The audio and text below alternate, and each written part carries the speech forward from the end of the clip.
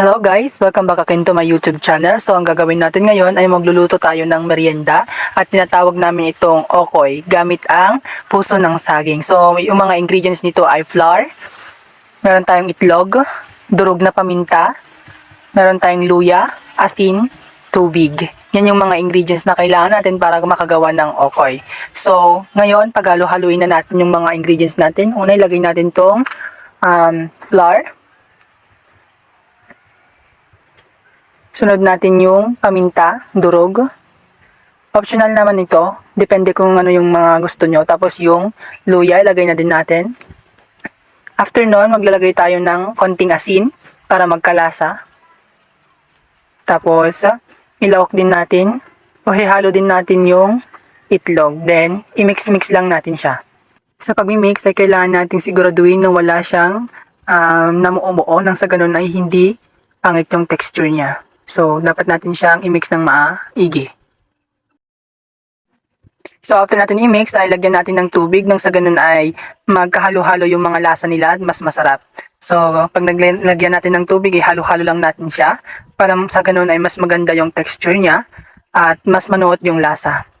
So, halo-halo lang natin siya hanggang sa makuha natin yung magandang texture niya. Parang ganyan na siya guys. Pag ganyan na, okay na yan. Set aside lang natin siya at ayusin.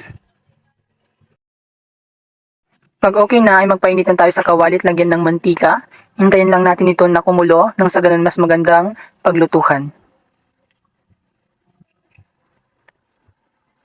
Yan, hintayin lang natin. Guys, sa pagluluto nito ay kailangan natin siyang bantayan nang sa ganun na hindi siya masunog. So parang okay na siya. So maglagay na tayo. Yan, ganyan po siya.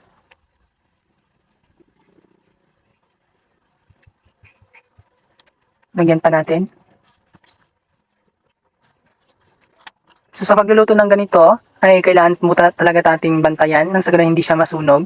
At yung texture ng pagkaluto nito ay ganyan na po. Kulay brown na siya at makrispy na siya. So yan. Iluto pa natin ng mas masarap.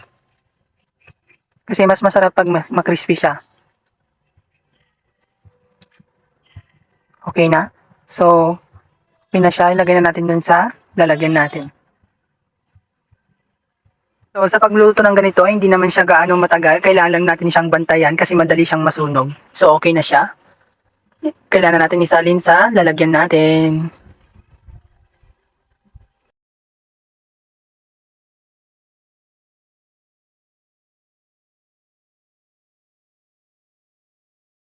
At ito na ang finished product natin. O di ba ang sarap? Napaka-crispy niyan. Kaya ano pang ginagawa nyo guys?